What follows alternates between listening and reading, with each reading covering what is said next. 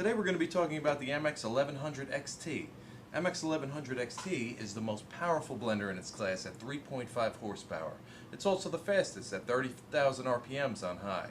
Fabrizio is going to show you how to make a margarita in 10 seconds or less. It's fantastic. This comes with a tequila in first. The man has a drinking problem, but that's fine. So you add your tequila, you add your margarita mix, and then you add a whole bunch of ice. And you put this baby on high, and you see how it rips it up so quickly. Just cut it long,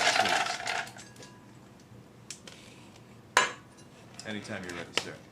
1 second. It'll only take a second. And here we go. Let's kick it on high. The drink is done right now, but we're going to thicken it up a little bit.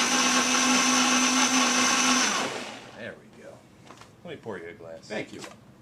Wow, Oof. that's perfect. Nice. Taste.